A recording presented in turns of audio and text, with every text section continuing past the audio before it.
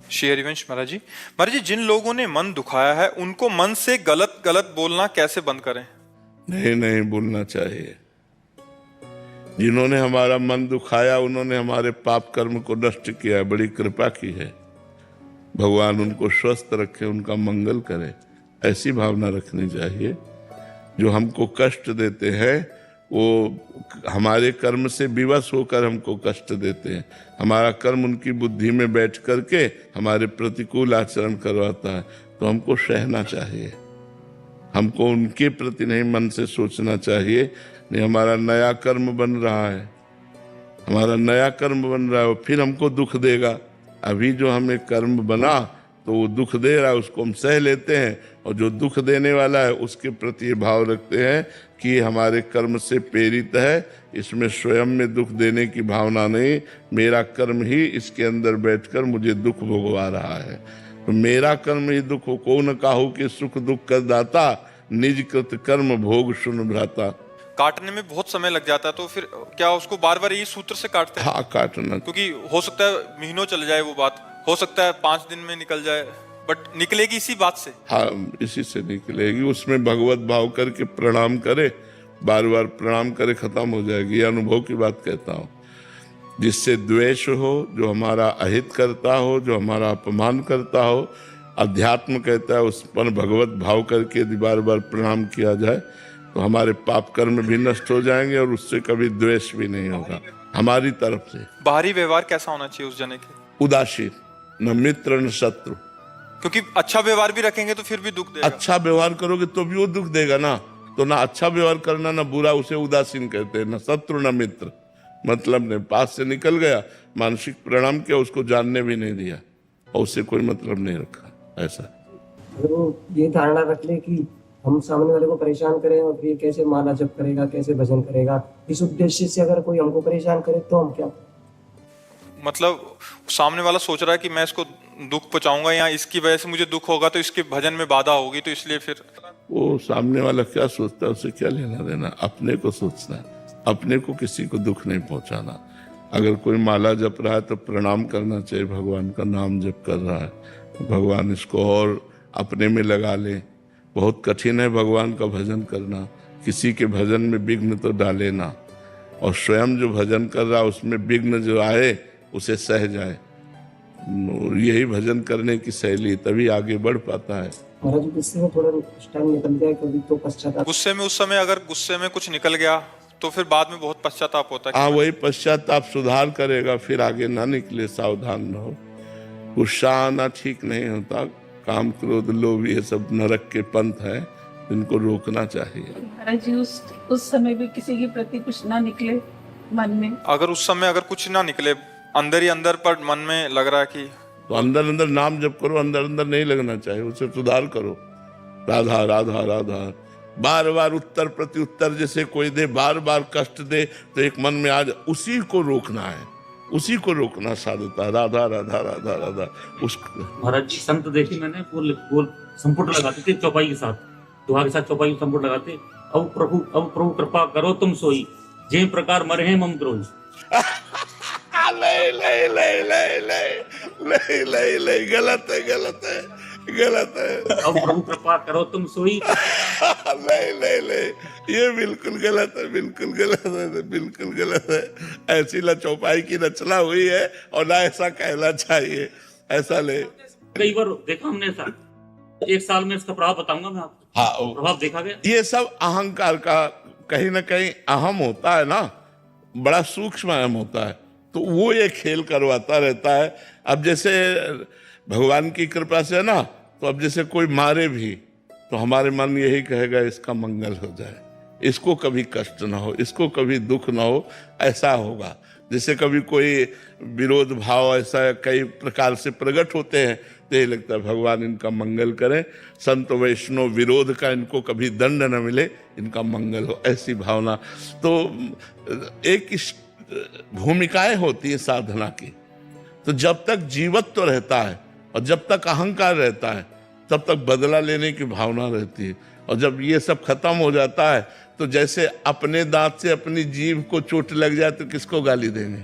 अपने हाथ से अपने को चोट लग जाए तो हम किसको गाली देंगे? ऐसे सब हमारी आत्मा है, सब हमारे प्राणनाथ भगवान के अंश हैं।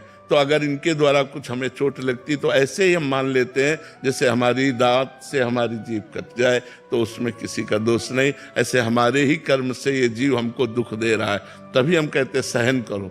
सहन करने से मंगल होगा, दूसरों को दंड देने से आपकी तपस्या नष्ट होगी, आपका भजन नष्ट होगा, आपका स्वभाव बिगड़ेगा, आपका अहंकार बढ़ेगा। सब दोष यही दोष है। तो जब तक ऊंचाई पर नहीं चढ़ा जाता तब तक ये सब बने रहते हैं, ये सब बने रहते हैं। अपने अंदर की कमियां अगर दूर हो जाएं तो फिर कोई परेशानी नहीं। ये सब अंदर की कमजोरी है, ये अंदर की कमियां हैं, ये हट जाए। जब सब में भगवान विराजमान तो किसको दंड दोगे? सिय राम में सब जग जानी, करो प्रणाम जोर जुग पानी। तो दंड किसको दोगे? दंड देने का मतलब है अज्ञान। तो इसलिए ये अज्ञान बड़ा सूक्ष्म होता है। भगवान कृपा करे तो नष्ट। ऐसा नहीं कि आप प्रभु कृपा करो तुम सोई जे प्रकार मरे हैं मम त्रोई। नहीं भैया, नहीं गलत चौपाई। भावना जी हरियाणा से। राधे राधे महाराज। राधे राधे महाराज जी। महाराज जी, अगर हम मंदिर से लाया प्रसाद किसी को वितरित करते हैं और अगर वो इंसान मांसाहारी या अभक्ष पदार्थ आदि का सेवन करता है तो पाप हमें तो नहीं लगेगा? नहीं, जरूर पवा देना चाहिए। यदि वो श्रद्धा से पावे तो प्रसाद पावेगा तो उसकी बुद्धि शुद्ध होगी, तो एक दिन गंदे आचरण छोड़ देगा। प्रसाद है, बुद्धि को पवित्र करता है। तो यदि हम ऐसे लोगों को भी प्रसाद देते हैं और वो प्रसाद का अनादर ना करते हो तो देना चाहिए, और आदर से प्रसाद पा लेते हैं तो उसमें पाप नहीं लगेगा, उसमें पुण्य लगेगा, क्योंकि उसके पाप नष्ट होंगे, उसकी बुद्धि शुद्ध होगी, उसका कल्याण होगा। शशांक शुक्ला जी।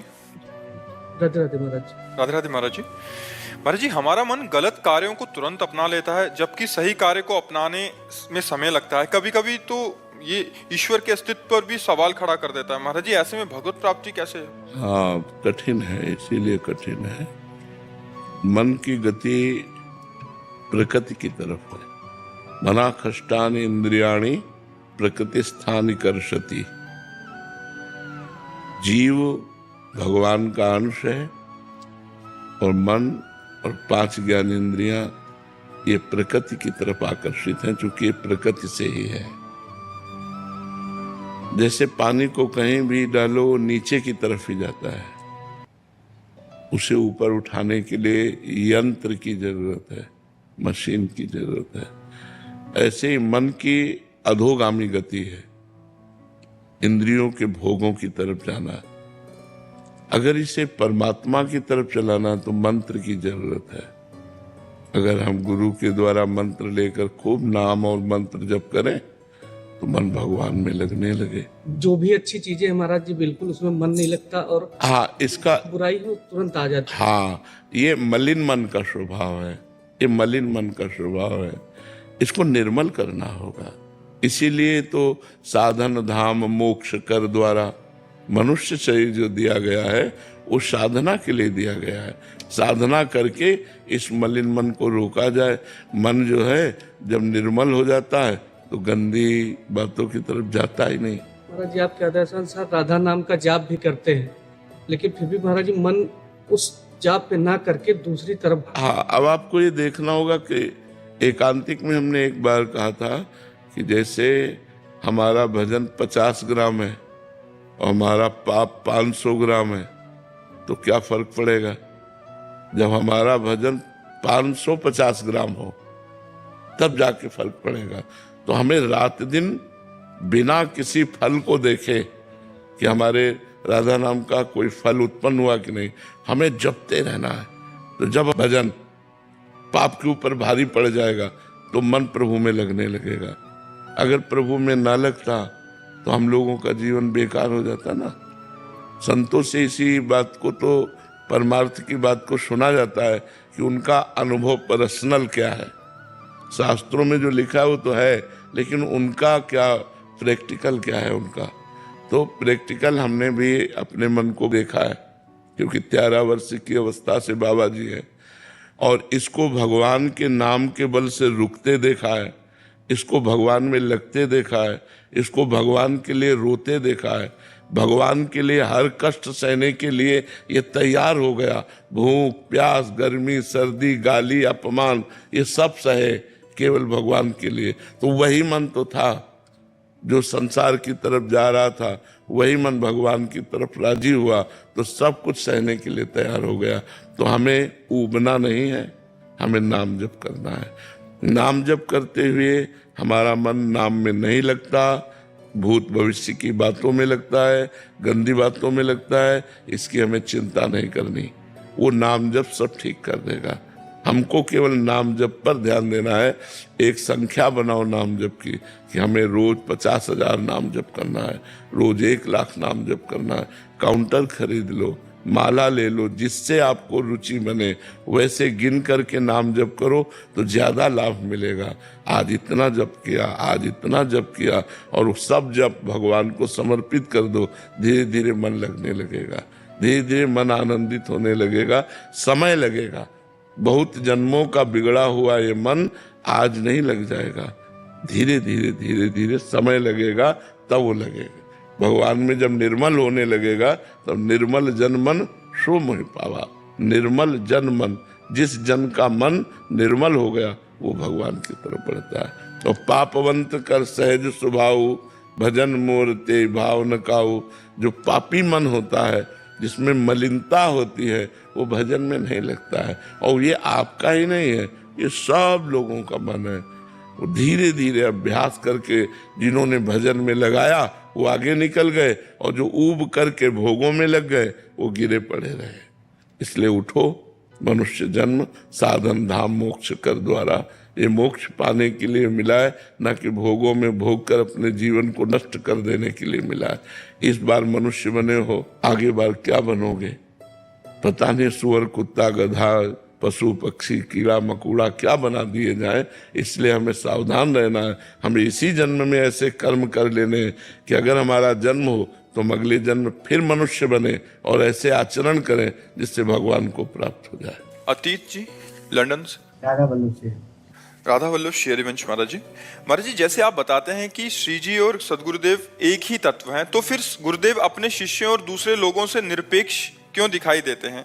उनकी बाहरी व्यवहार उदासीन जैसा क्यों दिखाई देता है? क्योंकि संत रूप में निरपेक्षता ही सिद्धि है। अभी हम अपने साधकों से कह रहे थे कि सब कुछ हो जाता है, बाबा जी बन जाता है सब, लेकिन वो संसार से अपेक्षा नहीं छोड़ पाता।